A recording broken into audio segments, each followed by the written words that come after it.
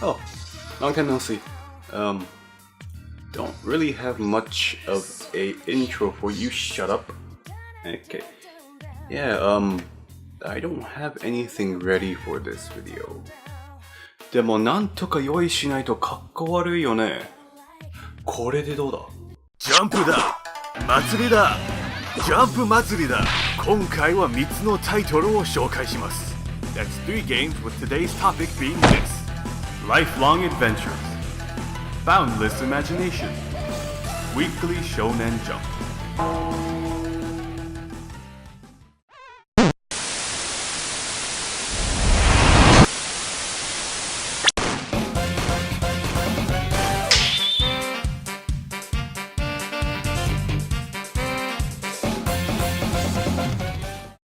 へえ、お前らジャンプのことも知らないか。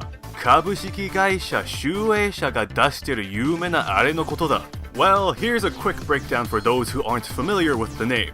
Because of Jump, we have things like this, this, and this.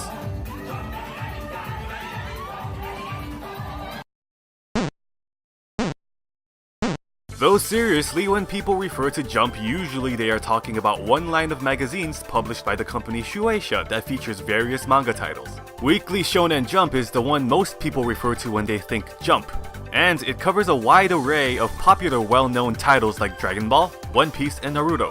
Of course, these are just a few of many examples of titles covered by the Jump name, but it's safe to say they are probably the most recognizable and mainstream. There's a ton of titles that I'm sure a lot of people who are into manga and anime grew up watching that fit under the Jump umbrella. Now, I'm not saying because of Jump exclusively we have access to all these characters and stories. The credit surely goes to the creators. What I mean is, thanks to Jump, for those who appreciate certain brands of Japanese animation and comics, we can see what some might consider to be household names all in the same place.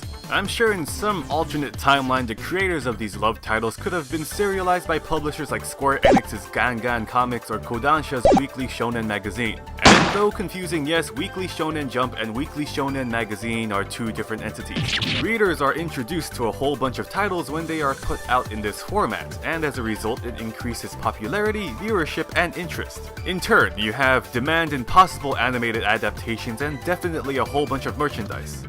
Merchandise like DVDs, Blu-rays, figures, CDs, toys, movie adaptations, accessories, and oh, wait for it, games. Over the years, there has been a crapload of games based off of popular anime and manga titles. Some getting more love than others, but without a doubt there is an enormous market out there for these category of games. One could compare it to how Western markets have Marvel and DC Comics also participating in similar strategies to increase sales of their products. Usually, games tend to focus solely on one series. Examples can include Naruto and the Ninja Storm series of games, Dragon Ball and the Tenkaichi games, and a whole bunch of One Piece titles. Again, just using these as examples, don't get all touchy just because I list big names. Oh, but there are times when the masses get so excited over something these publishers and creators dish out. That, my friends, is when they put out a collaboration. Maybe crossover is a better term. Essentially, probably the ultimate form of fan service. Usually they use assets within the same company though. You know what I mean, right? And if you don't, well, think about it like this. Hey, I like Mario. I also like The Legend of Zelda. Star Fox, hell yeah. Man, I wish there was some way I could play as all of them in the same game. Bam! Smash Bros. Oh geez, Spider-Man is so cool. Iron Man too. I wish I could be part of the X-Men at the same time. Is there a game where, bam, Marvel Ultimate Alliance. PlayStation has some cool characters, man. Can't they do something like Smash Bros and bam, PlayStation All-Stars. Final Fantasy really needs some love too. Square needs to bam, Dissidia. I wanna punch Superman in the dick. Bam! Injustice. I'm sure you get the picture by now. Aside from the actual reception after these games were released, it's unquestionable that people were riding the hype train as they were anticipating these titles. Hypothetically, now imagine that setup, but with Jump. You know what happens? You get this. ゴム人間対鼻毛男江戸っ子対江戸っ子剣対剣対剣頬にキス対額に肉いちご対いちご対桃瞬足対短足ヨーヨー対ほよよ上対世紀末覇者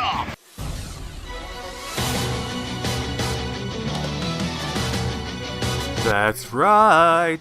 Jump gets their own crossover games as well. Which brings us to the main course of this video. Will these games stack up to whatever hype I experienced? Maybe!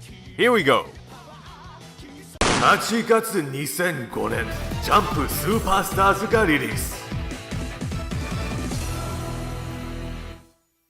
After a little over half a year of the release of the original Nintendo DS in Japan, developers Gambarion, let's go with that, put out this little gem of a project that showcases Jump manga titles serialized up to that year, or whatever licenses they could acquire, I assume. Now, what is Jump Superstars? In short, it's a platform fighter featuring Jump characters, kind of like Smash Brothers in terms of it being set on a 2D plane and having your favorite characters duke it out, like being able to play with your favorite manga characters straight from the pages.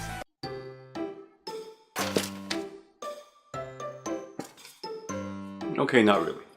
Well, okay, not exactly. Unlike Smash, Jump Superstars incorporates a deck system that determines what you bring into a fight. Before battling it out, you have to create a deck that is comprised of 20 empty slots on the 4x5 grid. This deck system allows you to sort of create your own page out of a comic with different sized panels, or koma in Japanese, that represent scenes ripped from various titles. The size of a koma is based on how many squares it takes up and determines what kind of koma they are. One slot komas are called help komas and usually add effects and boosts for other komas, or the deck overall. Panels that take up 2 to 3 slots are support koma. When activated, support koma summon a corresponding character to perform attacks or buffs that aid you in battle. And last but not least, any panel 4 slots and larger is a battle koma. Battle koma are used for the actual characters you want to use for combat. Now, being a crossover game with titles of varying genres, you gotta wonder how they're able to fit them all in. Sure, the titles focusing on action like Dragon Ball or JoJo's Bizarre Adventure are the easiest to integrate. But there's also the ones where characters are more passive and less combat oriented. Sports, games, killing people by writing names in a notebook, romance. You know, typical daily lifestyle choices. Titles like Prince of Tennis, Ice Shield 21, Death Note, and Ichigo 100% make their debuts mostly in the form of support koma that add to an already hectic battlefield, so there's plenty of love for even these beloved names. The combat system is rather simple. You got 4 main buttons that can be affected by the addition of directional inputs. Weak attacks, strong attacks, special attacks, and jumping. Guarding can be done by holding down or the shoulder buttons. You can also make use of the touchscreen to change characters or activate support komas. Finally, after messing around with your deck and experimenting with who you want to use, you're ready to go. In Jump Superstars, there's 3 methods of play. You can take your deck through J Adventure, which is like a story mode, wireless play, and a battle mode. At this time, Wi-Fi connectivity wasn't implemented into the game, so that's out of the question. So if you want to duke it out in this game, your only options are if you gather some friends with the same game or set up some matches against CPUs. You'll probably be spending most of your time in J Adventure as you'll be wanting to unlock all the characters. That's right. You have to work for a full catalog of komas. Now, J Adventure tosses you into a Mario-esque level display while throwing stage after stage of challenges you have to complete to receive various types of rewards or koma. You start out with One Piece's Luffy during tutorials, then you gradually unlock more characters series by series, stage by stage. Every stage has objectives you must clear before obtaining new komas. You'll also get battle and support komas with blank spots that you have to fill in with specific single square help komas to fully unlock them. It sounds like a tedious endeavor, especially with the language barrier if Japanese is not your forte. But when I first played through the game, I found myself enjoying it without getting bored. Most of my enthusiasm came from unlocking new characters and trying them out in new combinations. Even more so when you needed to experiment with different characters to complete specific tasks. Though nowadays with online guides galore, navigating through the menus is much easier. Most of the manga titles weren't completely alien to me, but I did learn to appreciate them more. I really feel like the developers were able to show off these characters in an appealing way through the usage of these detailed sprites. There's life in them, and you can sort of feel the same impact they would have from the source material. Now, unfortunately, a ton of fan service does not necessarily equate to a well-tuned game. Despite simple controls, sometimes fighting can feel stiff and unresponsive when using certain characters. The game isn't anything too difficult as you can easily exploit the computer AI, but some characters are easier to use and provide better options for combat than others. Stages sometimes feel cramped and things can get pretty hectic during 4-player free-for-alls or handicap matches. You know, at first I thought it was all in my head since back when the game first came out I don't remember it being like this on a technical level. Maybe it's my recording setup as I'm using a 2DS for capture right now. but after playing the next game I feel my concerns were not uncalled for. Which brings us to the next title in line. 11月2006年 Jump Ultimate Stars がリリース A little over a year after the first game comes a sequel in the form of Jump Ultimate Stars. As a sequel, this game carries over a lot of material over as a foundation from the previous. Primarily the aesthetic, combat mechanics, and deck system. However, there are improvements that make the game a bit more enjoyable. In terms of combat, movesets for various characters have been completely overhauled and made much more viable. Tweaks like faster attack animations, additions of more versatile moves, and the ability to dash and double jump helps fix that stiffness in the last game I was talking about. The roster size has also increased to a potential 56 usable characters and a ton of support coma, so there's variety galore. It's essentially the same game with the exception of a few key things changed. For example, the method to obtaining new coma is replaced with an evolution chart system. You access the power-up menu for every help coma you have and spend gems to proceed down the character's chart. The more you advance, you unlock more coma, music, stages, and even unlocking alternate routes for other characters. If you think the previous method was tedious, well, now it just becomes a grind fest for gems as upgrades become exponentially expensive considering all things you can unlock. In my opinion, the story mode is improved. The former map style was rather messy and you were somewhat forced to follow a specific path while unlocking characters in a set order. Here, you can basically go after what tickles your fancy much more sooner as different series are clustered into little galaxies where you can pick and choose where to start. And, like last game, each world gets their own little dynamic slideshow preview to introduce the series. New additions to the game like a quiz mode, trial modes, and the database are nice and all, but the combat with your favorite characters is definitely still the main selling point. Like I said before, the increased roster size due to the acquisition of more licenses definitely improves their overall quality of the game. Each character already has various forms with multiple playstyles, and hit detection is oddly much more satisfying than in its predecessor. Lots of arguably unplayable characters are now actually viable to use under most circumstances. And to make things easier, instead of tapping the screen, you can set shortcuts via the shoulder buttons during deck creation. Old characters, new characters, they're all a joy to use, especially if you're familiar with the source material. I found myself internally yelling out their signature lines in my head as I perform certain moves.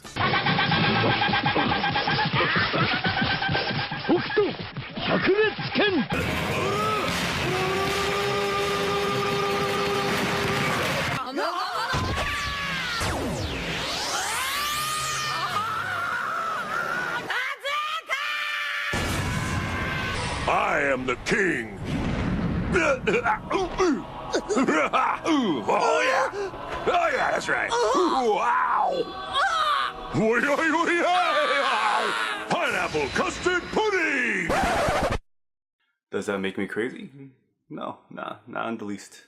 Oh, maybe a little bit. Also, back in its heyday, since this game actually had Wi-Fi compatibility, you could go online and fight with people from all over the world if they had the game. At the time, it was mostly Japanese people, but you got to see different playstyles and setups all the time, which made online battles always interesting. Though there were also times I fought a bunch of hackers with shady decks, so there were those types of players as well. Of course, that didn't keep me down from testing my mettle against the wide array of players that Wi-Fi connection afforded me. In short, forget the last game. This game takes everything and improves on it. Almost everything. That's pretty much it. It's a bigger, more polished version of the previous title. Now why don't we try something a little different? このゲームでな。日本3月2014年アメリカヨーロッパ6月2015年 J-Stars Victory vs リリース J-Star's Victory Versus was the result of commemorating 45 years of Jump. I guess after that amount of time passes by, making a full-on 3D game isn't such a bad idea, especially with so many properties being compiled under the same name. I was part of the population that was really excited for this game to have a Western release. The thought of being able to rumble with such a colorful cast in 3D and fully voiced rekindled my love for some of these franchises. It also sparked some intrigue into some new ones. And from what I can tell you, they've captured the personalities and characteristics of their roster pretty well. It's just so impressive on the visual level. Like the characters were brought to life straight from the pages. or at least impressively portray anime adaptations of them. Sure, the graphical intricacies of the blocky mouth movements might bother some people, but I feel like it adds to their animated appeal. The way these characters move and interact just makes me feel like a kid again, watching these shows in front of the television, or having my nose kept in a paperback as I let my imagination do the work. The creation of this game just felt like it was something that a lot of people wanted. You know, you jump right in, try things out, and are hoping for things to meet expectations. And I can tell you now, I went from this to this very quickly. My first experience with this game was with the PS3 version that a friend of mine had brought over. We plopped the disc in and expected to have fun. The first thing we noticed was how bare bones the initial roster was. Just a few characters to start with, literally 6 characters out of the 39 playable. Granted, we had fun with what we had and called it a day after a few matches. Matches were utter chaos as we were learning the ropes, but the fan service and the dynamic flair seemed to shine. For a while after that, I didn't think it was gonna be that bad, until I got my own PS4 copy for really cheap, and decided to give it a go. My first objective was clear: unlock all the characters. Shouldn't be too hard, right? Just earn the money and buy them from the shop. Unfortunately, it wasn't that easy as there is a limit to how many characters you could purchase at a time. For some odd reason, the creators felt it necessary to force you to unlock character roster slots that allow you room to buy characters. I don't know about you, but it's a stupid decision in my book. Before unlocking characters, you have to unlock slots. Like, I'd have to buy a garage or a parking spot before I can buy a car, or buy a stomach before I can buy food. Something like that. Slots are only unlocked in increments after filling out some stupid, meaningless meters. And these meters fill really slowly until you get enough currency to just buy items that can just maximize them without effort. And getting to that point is already a pain in itself. I decided to go the story mode route to acquire resources since it might provide me with an interesting experience with the characters. There were 4 different arcs that I could choose from, and each arc had a different team of 3 characters. Not really enthused by my choices, I went ahead and just went with the Luffy route for consistency from the previous titles I played. Again, my initial thoughts were this will probably be interesting. And it was for a good 10 minutes or so. Then everything started to just feel like work. The character interactions became bland, shallow, and felt so forced with each encounter. And essentially, you're just doing fetch quests while fighting battle after battle with a team of characters you might not even want to play as. How's this story, you ask? Let me summarize it like this. Some almighty jump god assembles characters to participate in a tournament where you can have your wishes granted if you win.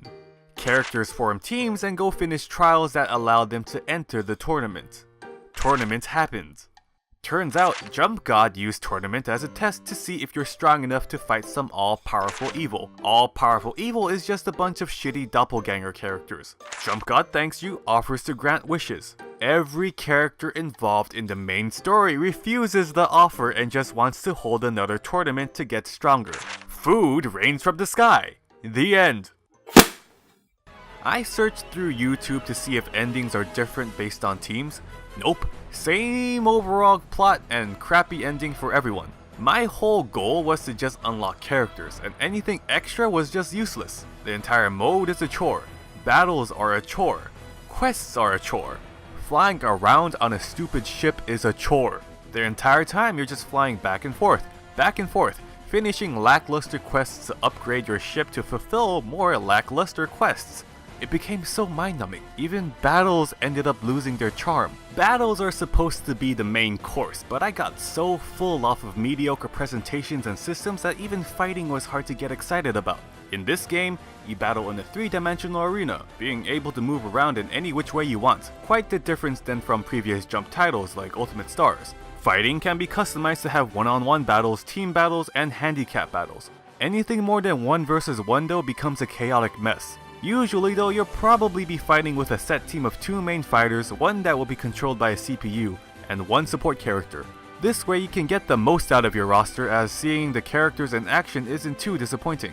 Oh, but boy can things get frustrating real fast. You see, after playing around with the roster, you start noticing a few things. Almost every character plays the same. You rush down opponents, attempt to lock them down in a combo, then send them flying. When opportunity comes, bring out your finishers.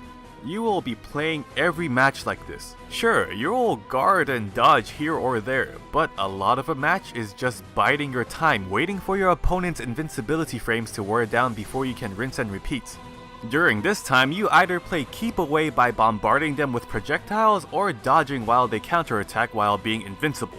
Being knocked down completely is what activates these moments of being untouchable, but I feel like they last a bit too long. I mean, you do have support characters to try and turn the tide temporarily, and as neat as they are, they have limited usefulness with their long cooldowns. These observations apply to maybe 90% of the cast, but even you'd have to agree that that's too many characters to have such a similarity. Yes, they're all different visually and in terms of impact, but you kind of wish it felt like there was more variety when it comes to gameplay. Not to mention, having more than 2 characters fighting on the field becomes a bit too hectic for my taste. The only defensive options you have are guarding, dodging, projectiles, and supports. Guarding is useless when you have multiple enemies on you, same for dodging. Projectiles can only do so much until your opponents zero in on you, and supports only last so long. It becomes a pain in the ass to have to constantly switch your attention all over the field with stuff flying at you from unseen angles. What makes it worse is the crappy targeting system that half the time doesn't feel like it works unless you're within a certain distance or in view of your opponent. When there's more than one target, targeting becomes a frantic act of futility, sometimes as your camera spazzes out when someone dashes towards you to knock you on your ass. And once you get locked down, even the weakest hits or beginning of combos can put you into a stun lock that you can't flip or roll out of. If you're sent flying, you're more than likely just gonna keep doing so until you hit the ground. Despite the characters ending up playing similarly, you can argue they all feel different. Sound effects, hit impact, and signature moves give each character their sense of individuality, and some characters just feel more satisfying to use. These details add to the charm of every character, which is why I can't completely dismiss this game. This game definitely provides moments of satisfaction, especially when you land a special move or when you hear a character's signature battle cry, but even that doesn't completely balance the other flaws that this game has. You can't have a good combat-oriented game with just good sound design and aesthetic. You need polish, especially on the gameplay. Now is this game fun? When you don't take it seriously and have a friend to play it with after getting all the characters, yeah. But alone it just feels like work. It looks good but doesn't really play well or feel polished. I wouldn't go as far as to call it a shiny turd of a game, but it's definitely a diamond encrusted slinky. Appealing visually. Can probably get a good kick out of it, but then you'll succumb to some type of defect that makes it difficult to use. In all honesty, an average title at best. All said and done, the games we took a brief look at today all have their ups and downs. When it comes to collaborations, crossovers, and all-star games, not everyone is going to be able to dish out a blockbuster title. Depending on how you're funded, who's working on the project, and what direction people take, developers can either make a game where characters from different universes shine as they intermingle, or into a game where it just feels like they threw your beloved characters into a box, shook it around, and was like, hey, buy this.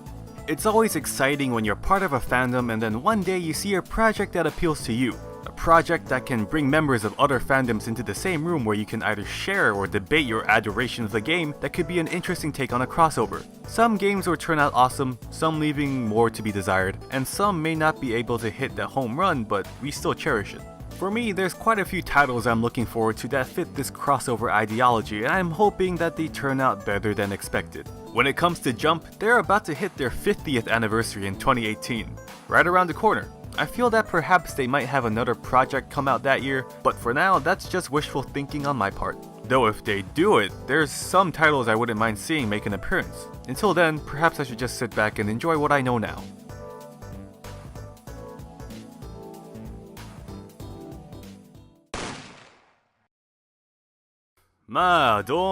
Domo. Thank you for giving this video a watch. I had quite a bit of fun working on this one, though there are future videos I am far more excited to work on. New ideas to try out and whatnot. Hopefully you're able to get something out of this one. If you enjoyed it, you know what to do. I'm not gonna do that seemingly obligatory thing to ask for subs and likes. Come back next time to see what I have next on your own volition. So until next time, bye bye.